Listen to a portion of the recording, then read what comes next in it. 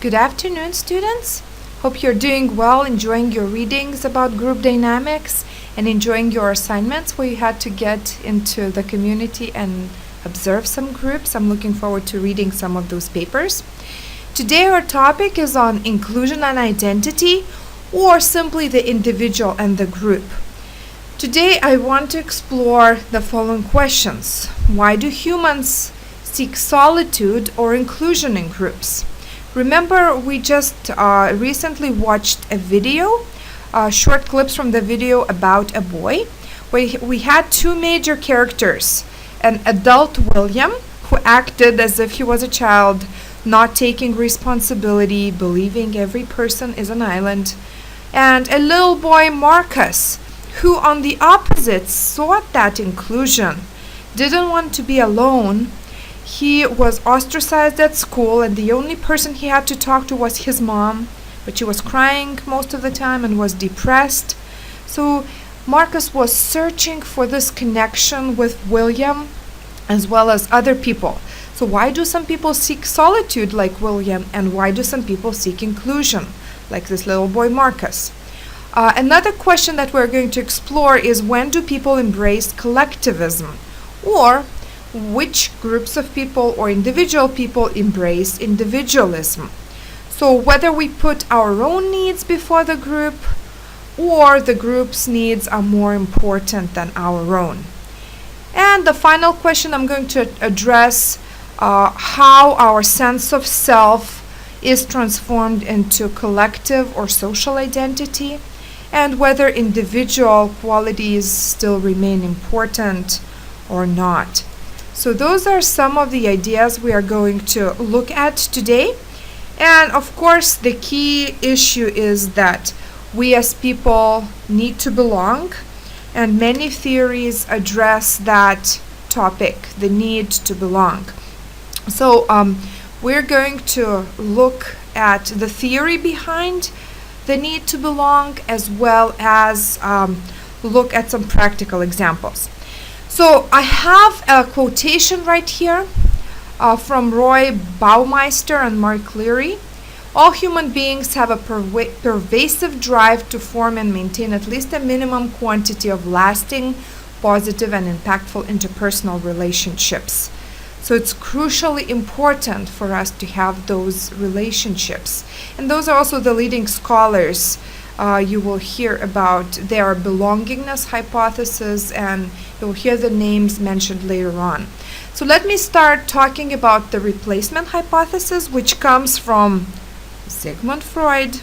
And Freud, in his psychodynamic approach, he talked about the fact that we have the initial group that we're socialized in, and even to become part of that, you need to identify with the group, and you need to accept their authority. So he uses the two terms, identification and transference.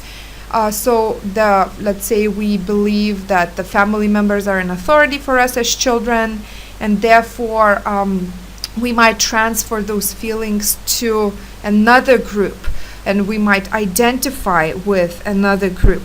It's still a controversial and speculative theory, but it really shows the fact that people do belong, they do want to seek groups, and in many cases, some groups are like a family. Like if you think about some feelings that people transfer to therapy group leaders, or in the monastery, people treat each other like the family. The leader is like that parent kind of figure, and the other members of the monastery like sisters, or if it's kind of male monastery, then you have like other brothers or siblings basically. And so even though it's not confirmed, but it does show that we do replace our family as a primary source of socialization with other groups as we go along. Another hypothesis called belongingness hypothesis says that we seek out and join people or groups because we simply need to belong as human beings. And Baumeister and Larry have kind of an image of hungry people and thirsty people. As people are hungry or thirsty, they want to alleviate that kind of hunger or thirst. Therefore, they try to do something about it. In the same way, people who are lonely, they might feel unhappy, they have little contact with others, so they have this generic need to establish enduring relationships, so they need to go and find those people and belong. And of course, scientifically, there are those effects of isolation or loneliness that have been documented. So people usually feel desperate, bored. They might be depressed as a result of not having relationships or having few and unsatisfying ones. So prolonged loneliness, separation from people can even lead to hallucinations, delusions. People might not know where they are. And if we know from childhood, children who have been isolated from other beings, human beings, they never learn to talk, or they have only minimal mastery of language. So the Mowgli kind of examples that some of you have heard about and read from historical accounts. So this separation or solitude can be voluntary, and mostly people use that for reflecting, for maybe enhancing their creativity. If it's chosen, it can be very beneficial, but then you're around people later on. And then the prolonged, involuntary, or forced solitude, like for instance solitary confinement or being on a deserted island. It's a form of torture because people have no control over it, and they might experience terrible consequences. So it's really difficult to imagine being lonely and without people all the time. So I've just mentioned those negative consequences of isolation, and whether it is voluntary, forced, or long-term solitude, those are important things to consider. And I have a quote here from Robinson Crusoe. "I'm cast upon a horrible, desolate island, void of all hope of recovery. I am singled out and separated, as it were, from all the world, to be miserable. I am divided from mankind, a solitary, one banished from human society. I have no soul to speak to or to relieve me." So it shows some major emotions that this person has felt as a result of being alone, without communion with other human beings, without the ability to share or get any kind of help. Now, there are at least two types of loneliness: social loneliness and emotional loneliness. Social loneliness is when people do not have groups to belong to, groups that would provide membership and interaction, so they are socially isolated. So imagine that some of you have moved to a new country, to a new school, maybe a new city, and as a result you might feel social loneliness because it takes time to establish emotional and social bonds over time. And emotional loneliness is defined as the desire but inability to establish satisfying and meaningful intimate relationships. So maybe you have some friends or somebody else has some friends, but those relationships are not emotionally satisfying. Your social need for interaction is satisfied, but you want something more. It's more than that. Now, like for example, a person who has lost a loved one, so you were dating someone for a long period of time and then they said goodbye, that might really trigger emotional loneliness on the part of the person who lost that relationship. or divorce, or even moving to new places might trigger both social and emotional loneliness. On this PowerPoint slide, you can see that different types of groups might alleviate different types of loneliness. So, for instance, collectives. So, collection of individuals, you stand in queue to buy a ticket to go to the theater, you are in an elevator. Really, there's no impact on loneliness. You are just in a collection of individuals you don't know. More structured groups might reduce social loneliness.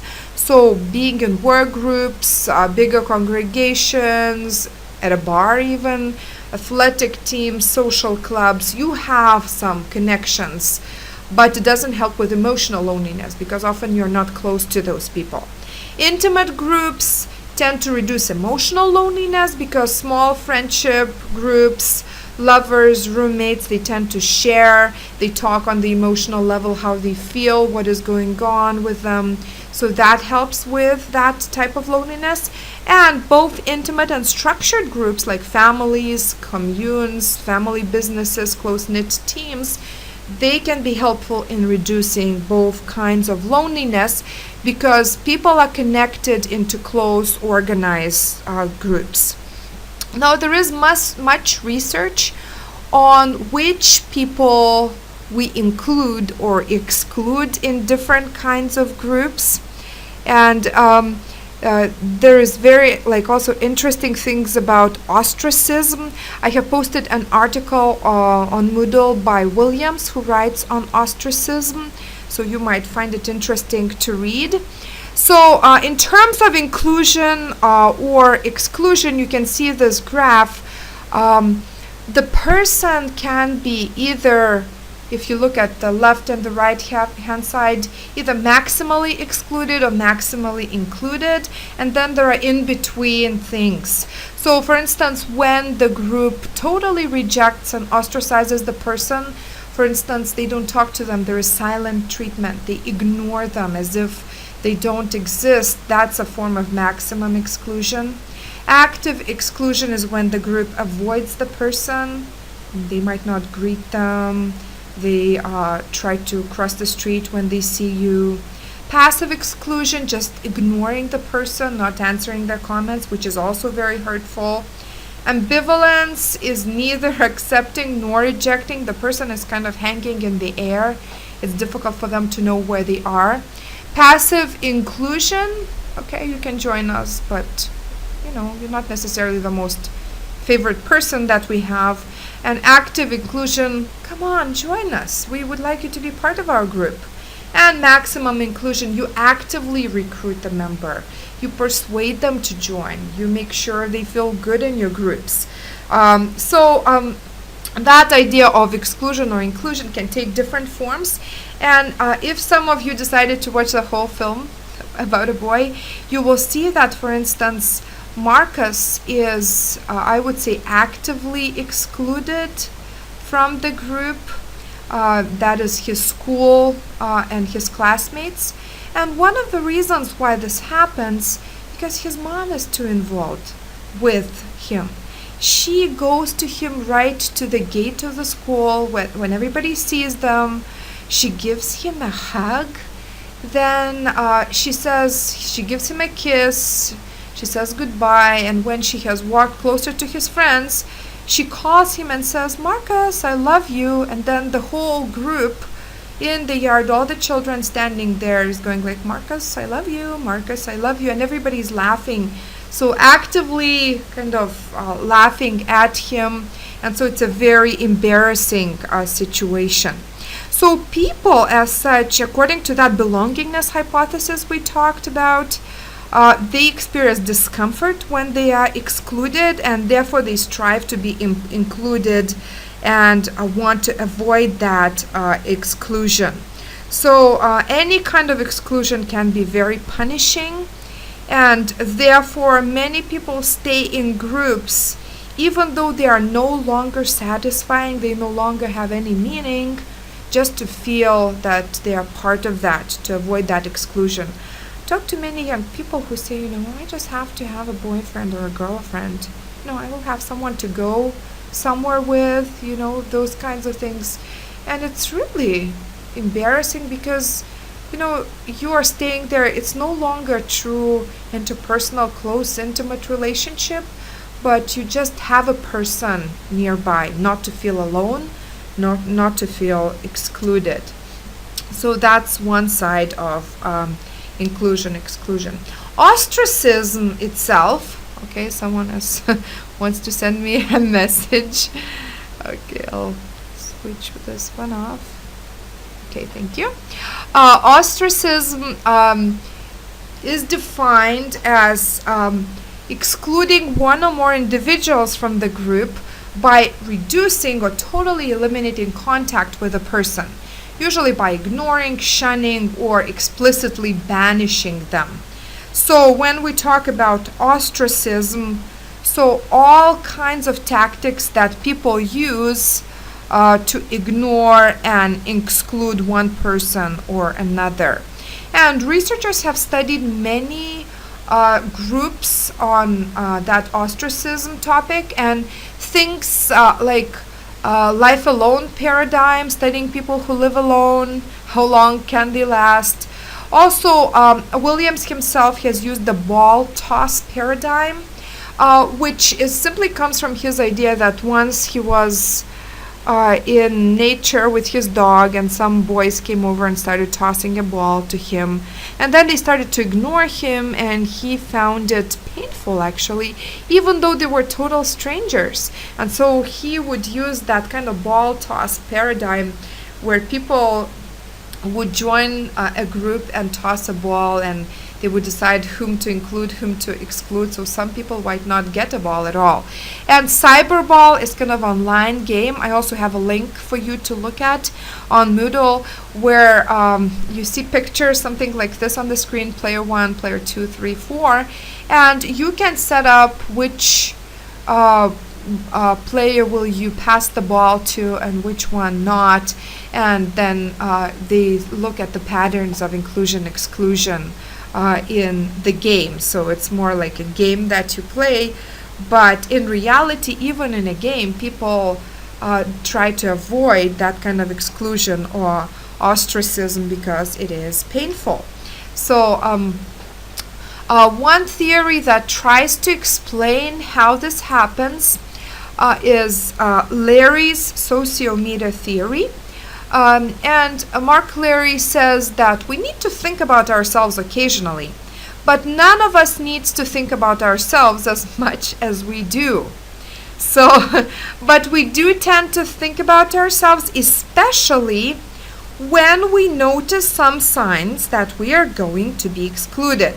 So Larry says that we measure our self-esteem, and it's not necessarily an evaluation of our self-worth, but it's an indicator, the light that is blinking, that shows that exclusion might be coming. So if you see a drop in your self-esteem, you intuitively track exclusion. It's a signal that this might happen. So like in the car you have fuel. As soon as it reaches the empty thing, your self-esteem is depleted. It might be related to the exclusion that you are experiencing. Not only that, we also might have high self-esteem because we're carefully maintaining and doing all kinds of tactics to make sure that we are included in the group. So I have this graph here, the causes of inclusion and exclusion, random causes and group causes, and the self-rating or the self-esteem of the person. So you see if it's just random things, the curve doesn't drop that dramatically. But as soon as you notice the self-ratings drop down and it's related to group exclusion, we might become more aware of that and start noticing, we need to do something to be included again. So it's like a curve that we try to pull up in order to feel that inclusion in the group. So ostracism can be very painful, therefore we try to avoid it. So I want to introduce to you the model by Kipling D. Williams. I have already mentioned that name. And the model is called the temporal need threat model of ostracism.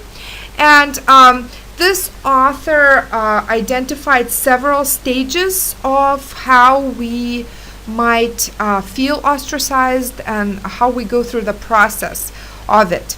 And in the article that I have posted on Moodle, Williams gives an example of a girl, Jennifer, who in kindergarten went and kissed a boy.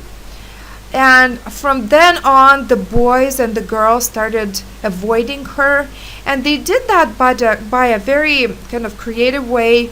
They decided they need to make some imaginary spray against Jennifer germs.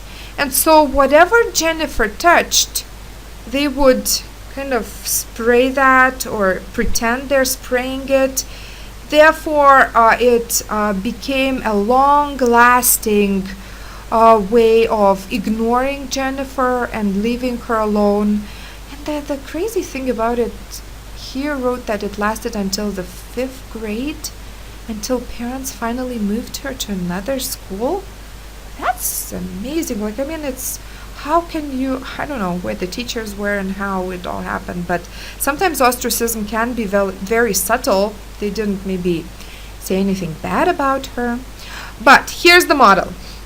According to this model, whenever we feel any minimal signal that we are going to be excluded, being ignored, and we have the initial reaction of ostracism, which is pain. So often pain, disappointment, sadness, and it's felt similarly by other people. And anger is also one of the negatives that we feel.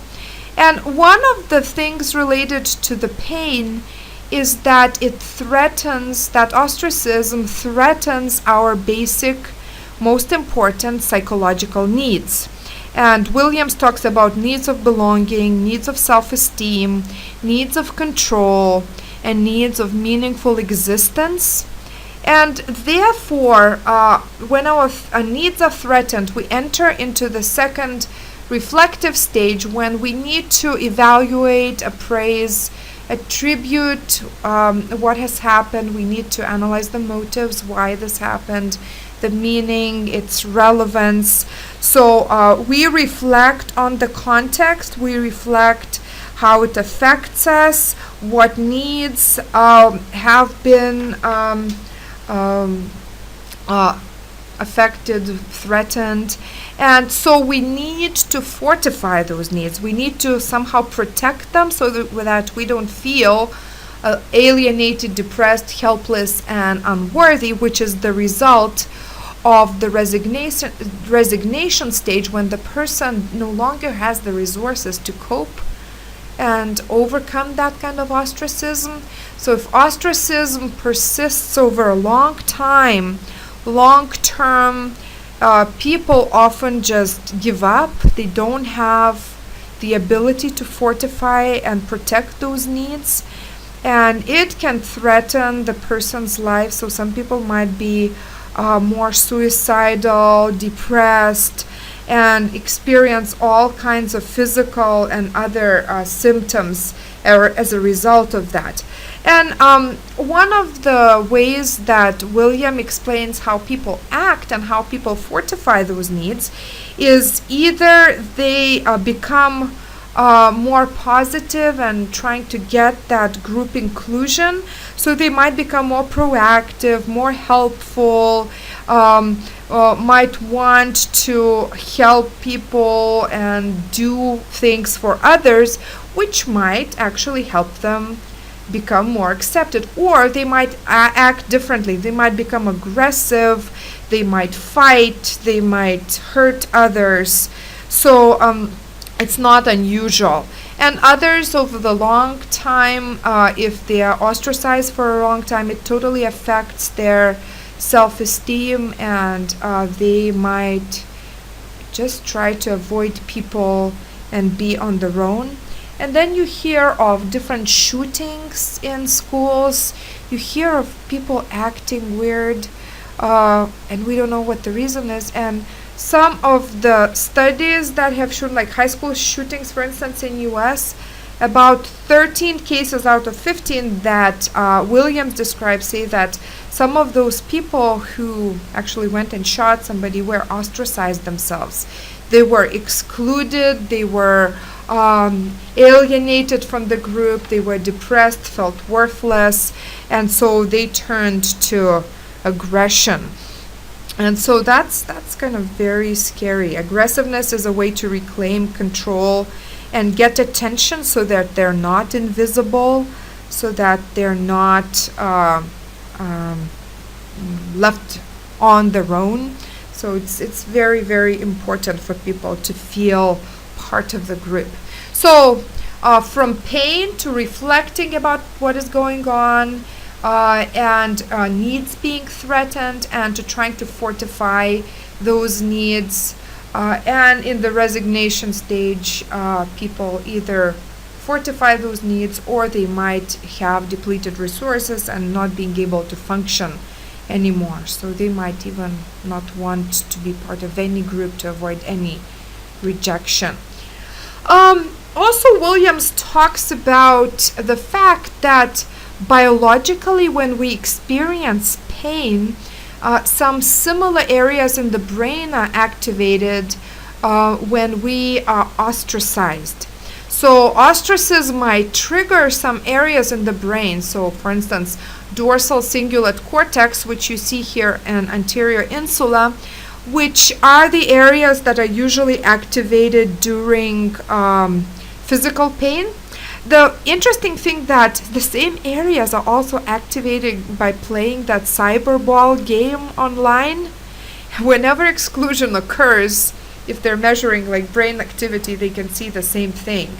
So there's something about the biology of ostracism and inclusion that might help explain what is happening. So it's not necessarily doesn't have to be face-to-face only.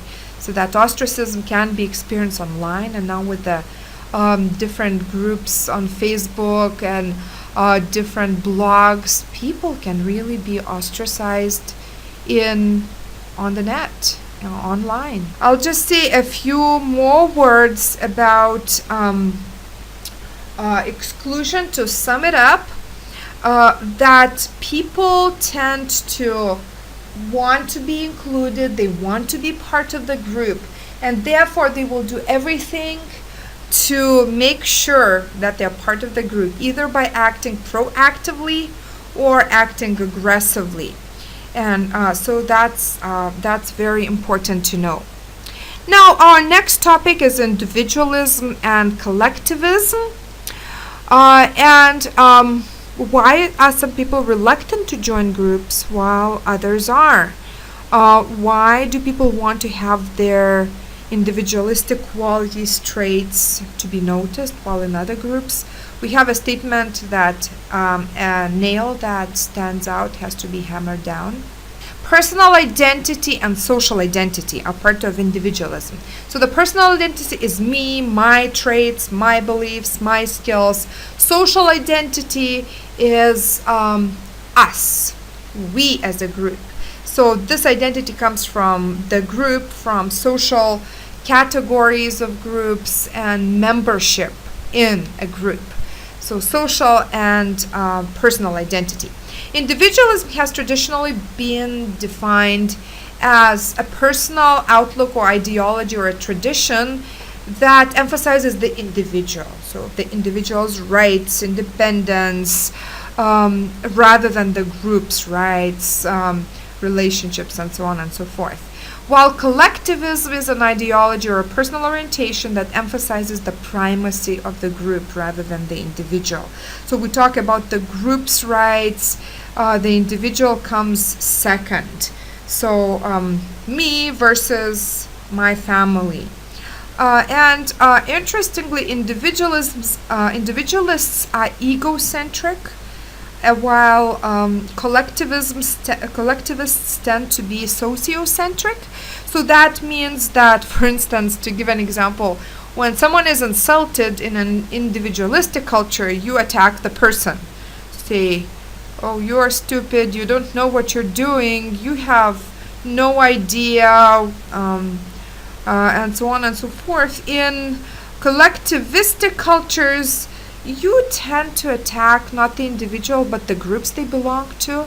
So you have insults on their family, on their bigger group, like maybe their ethnicity or religion or something else, which is viewed as especially hurtful. So individualism is the individual first, collectivism is the group is first. And so the individual belongs to the group, while in individualism, I'm free to make my own choice. I can do my own things. Here you see Triandis as one of the authors who has studied groups and has classified them on this continuum from individualistic to collectivistic. And he has asked people from different countries to describe themselves. People tend to describe themselves either more individualistic or collectivistic. More on the societal level, they might describe themselves as either independent or interdependent. So kind of bigger level, group level, the meso level, either member-centered or group-centered. And on the individual and the micro level, they tend to describe personal identity as more important or social identity as being. So the differences, the major differences are that interdependence or allocentrics are the ones that are collectivists put group goals above their own, and independence or idiocentrics put individual goals above the group. There are also big individual differences along ethnicity and gender lines. So you will see that there are some studies that show that even people living in the same country, they might have stronger individualistic or collectivistic tendencies. So even in Lithuania, if we might take several groups, there might be some slight differences in that. And in terms of gender lines, women tend to be more oriented toward the group, being more helpful, being stressing connections, while males tend to report as independence and autonomy are the main important things.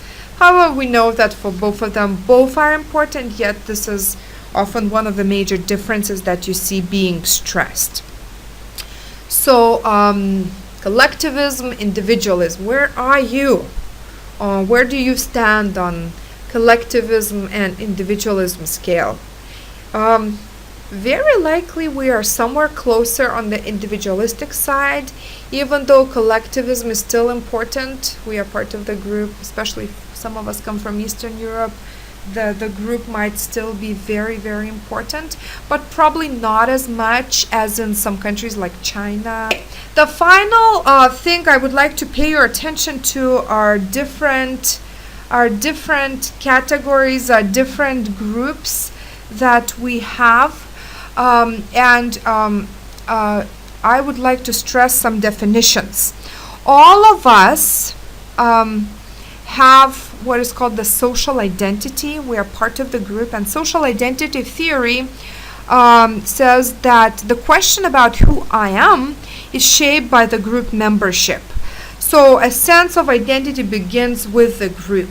We classify ourselves into different categories. I am a white Caucasian person, I'm a Lithuanian, I'm an LCC student, and we also have social identification, which is another important thing. We describe ourselves in terms of groups characteristics. We start self-stereotyping, meaning we accept certain traits as self-descriptive, and those are exactly the traits that the group has. So in a way, we are depersonalizing the whole thing, it's no longer as individualistic because we accept the traits of the group. So social categorization and social identification are the two steps in the social identity theory.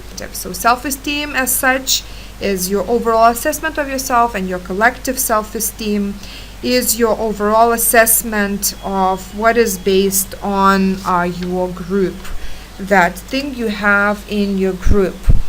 And finally, the last couple of slides that I would like to talk about is to say a few more things about collective self-esteem. While this, as you look at this table, we could talk about self-esteem and how it depends on individuals' personal qualities and the value of the group that they belong to. So this collective self-esteem can be looked at in terms of 4 subscales. So the membership self-esteem, am I a valuable and an effective member of the group which I belong, or ineffective member of the group? So someone who might say I'm a worthy member of the social groups I belong to, they have membership self-esteem. Private or collective self-esteem is how do I evaluate the groups I belong to? So do I feel good about groups I belong to? Do I feel bad about them? So that will affect the person. Public or collective self-esteem. Do other people evaluate the groups I belong to positively or negatively? So if others respect my group, there is this public collective self-esteem, and therefore you might feel good about it. And identity, are they important or an important part of my identity?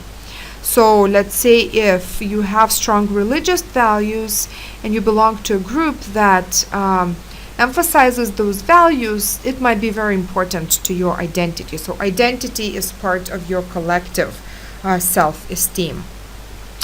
So this collective self-esteem exists even though we have our own individual esteem, self-esteem, but often it's because we are part of the group.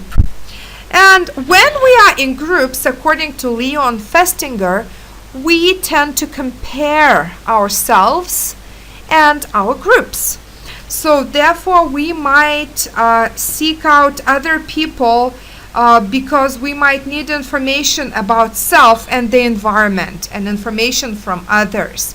So social identity theory again helps us talk about this again. And we have social identity theory, which says that we strive to maintain relationships and enhance our self-worth. We can do that by stressing the superiority of a group. So we compare our groups to other groups and evaluate the accuracy. So for instance, if I have certain beliefs and attitudes, I can compare myself to others. So that's social comparison. But I can also compare that to my group to the other group. So I have several biases that I want to explain. One of them is in-group, out-group bias. If I view my group and what we do as better than other groups, then we would be this is my in-group, out-group bias. They are worse, we are better. We can write papers better than that other group. So the other group is inferior in that way. However, if the group is really bad, inferior, and you might still want to have that in-group, out-group bias because you want to somehow raise your that collective self-esteem. So you might become socially creative, and you might compare your in-group according to some other category or dimension. Let's say if you play soccer and your team constantly loses, you might just say that yes, the other group is more skillful, they have really better trained people, but you might blame and say that they are more aggressive, they play foul. So those kinds of things. It would still help you to have a more positive collective self-esteem even if your group is not doing very well. The group serving bias or sociocentric bias, we tend to attribute positive things to the group while negative things to the external factors. So let's say if your group did a presentation and you did very well, you said, oh, it's because our group worked well, we are excellent people.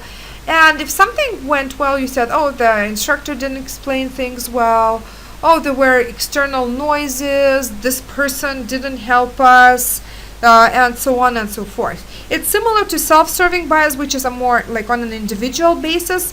If you do well, you say it's because of me, it's my personal factors. If you do badly, it's because external things, there was not enough time to sleep, I didn't get a textbook, something else happened. So group serving bias is about the group, self-serving bias is about yourself. And to summarize the key things about individualism and collectivism, there are some situations when, even though the collective identity is important, we might choose to seek individuality. What are those situations? It's many times when we feel that our unique personal qualities are not appreciated. Therefore, we might seek to separate ourselves from the group more. Marion Brewer has optimal distinctiveness theory, which she says that it's important for us to be assimilated by the group, but it's also important for us to be differentiated from the group. So even though we want to be close to the group, it might also be important sometimes to separate. So the best alternative is when there is this optimal distinctiveness, so when our qualities are appreciated, yet there are similarities enough, there are enough similarities to other group members. So if we maintain the optimal balance between personal and collective identity, then we usually feel that we don't need to seek more individuality. We tend to be satisfied with where we are.